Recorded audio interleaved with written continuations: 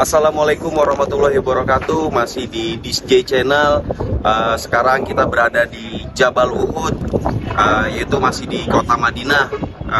Tetap terus tonton terus di DJ Channel. Jangan lupa subscribe, comment, and like. Thank you. Mantap. Assalamualaikum warahmatullahi wabarakatuh. Sekarang kita udah ada di Jabal Uhud atau Uhud, tempatnya para syuhada perang Uhud dikuburkan. Nah, di belakang tempat di belakang kita ada makamnya para syuhada yang konon katanya dulu ada cerita di kota Madinah ini sempat terjadi banjir bandang ya. Banjir bandang setelah ratusan tahun para syuhada dikubur dan semua jenazahnya pada keluar tuh. Dan herannya begitu jenazah ini keluar, seluruh kota Madinah itu tercium bau harum yang sangat wangi, masya Allah. Karena syuhada ini semua sahabat-sahabat Nabi ya. Tuh. Nah guys, tadi untuk intronya pembukaannya udah dibuka tuh sama teman gua, sama si Adi. Nah kebetulan Adi itu lagi ikut umroh nih, ikut jalan-jalan umroh sama kita, sama DJ. Nah jangan lupa saksiin terus, nanti malam kita akan interview sama pelajar-pelajar atau mahasiswa dari Yaman dan Mesir nih. Ada Ustadz Taufa, ada Ustadz Rehan, pokoknya mantap banget. Kita ngobrolin tentang apa ya, keindahan kota Mekah dan kota Madinah. Pokoknya saksiin terus, jangan lupa subscribe, like, komen, dan share sebanyak-banyaknya. This J. Thank you.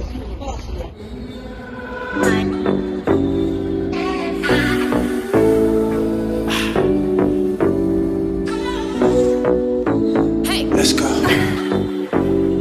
Freedom.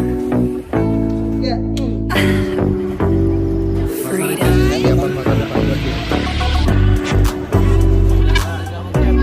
Alhamdulillah.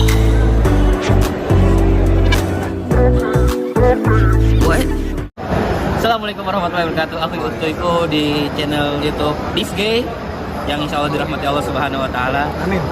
Ini ngomongin apa Bang? Ngomongin apa aja kita bersenggara? Boleh. Kita lagi di mana nih, Ustaz? Alhamdulillah kita ada di kota yang Allah jaga, kota suci Makkah Al Mukarramah, bersama Bang J ini yang mempunyai YouTube This J. This J.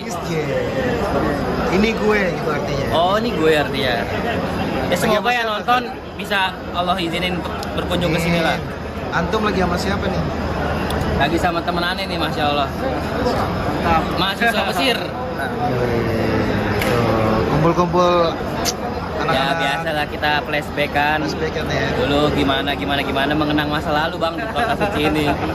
Masya Allah. Jam hari gini ya di sini ya. Wah, malamnya. rame. Pokoknya dunia Arab gitulah. Kalau Ramadan malam rame. Menghidupkan malam Ramadan. Nah, siap. Coba Ustaz, kasih sedikit. Tapi beda yang sini sama yang sono cara menghidupkannya beda. Iya. Betul. Nah, ini fadilahnya apa sih kalau di Mekah nih, di kota haram nih? Apa?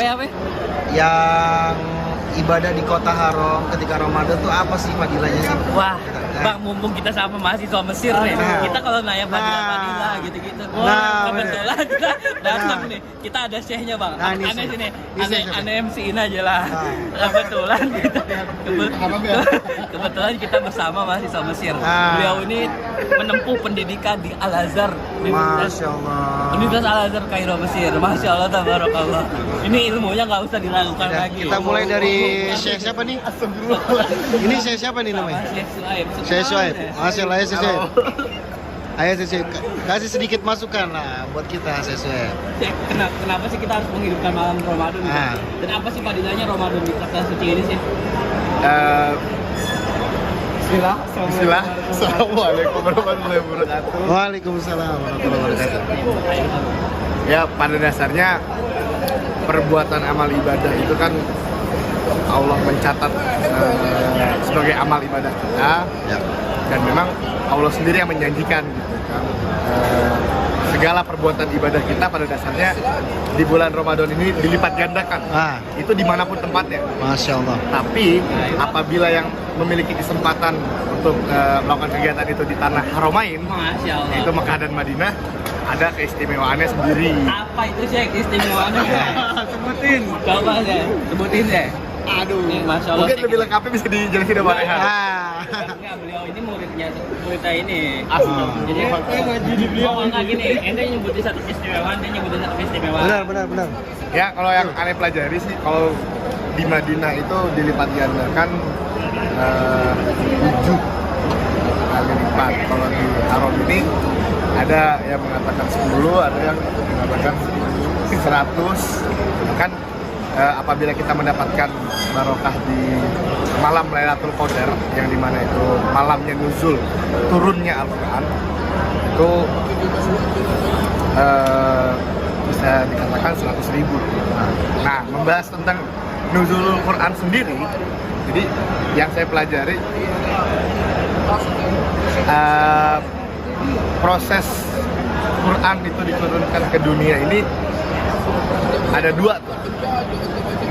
Yang pertama yaitu Anzala, itu Allah turunkan kepada malaikat di Lauhul Mahfuz. Makanya ayatnya Inna anzalnahu fi lailatul qadar. Nah, itu diturunkan. Seperti apa bentuknya, dalam apa model dan wujudnya, kita semua sebenarnya nggak tahu gitu kan. Itu hanyalah rahasia Allah dengan para malaikatnya. Cuman dalam hadis ada yang meriwayatkan di malam-malam ganjil pada 10 hari terakhir Ramadan. Berarti kan di antaranya 21, 23, 25, 27 dan 29.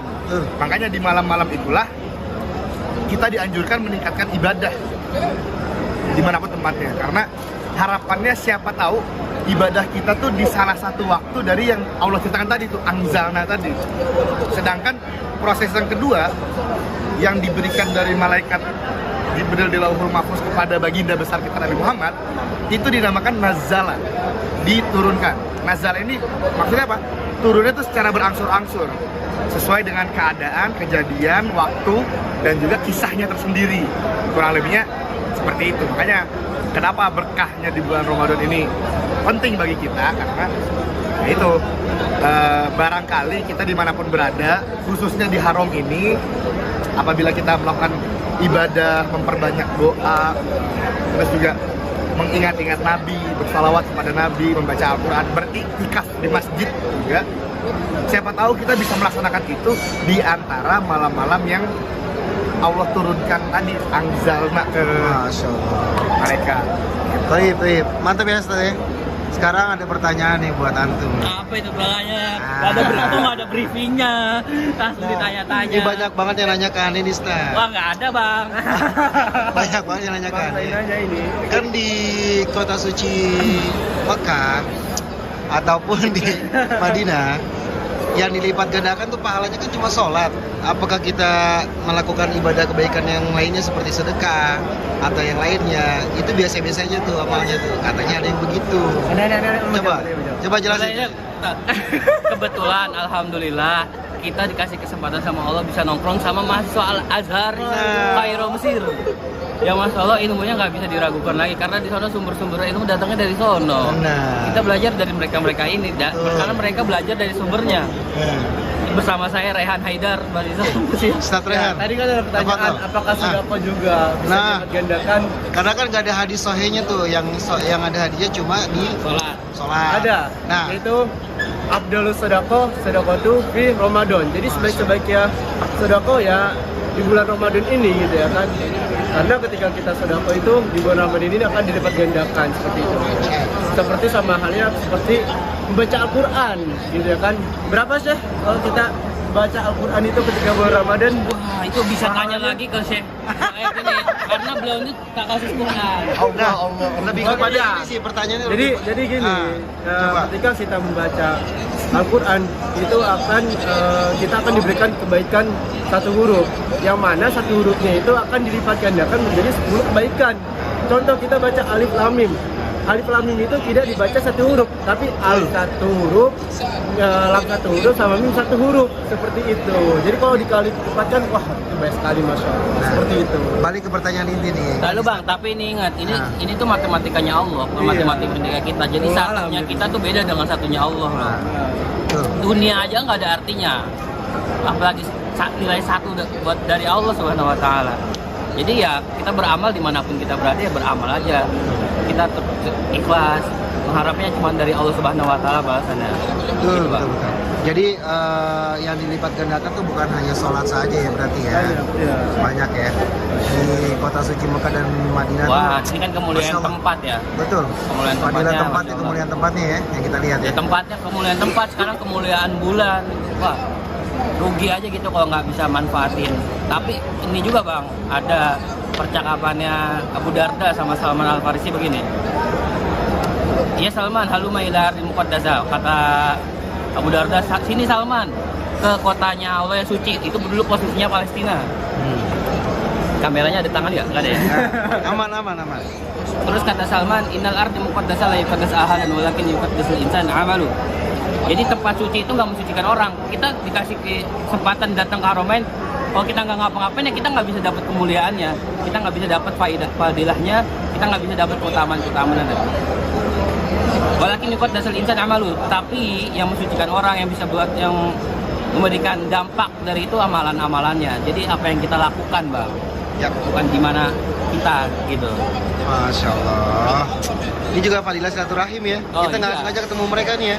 Nggak sengaja. Masya Allah, keren banget ya, Masya Allah. Terima kasih Syekh semua atas Ini masukannya. guru-guru aneh nih, Masya Allah. Ini guru kita, Masya Allah.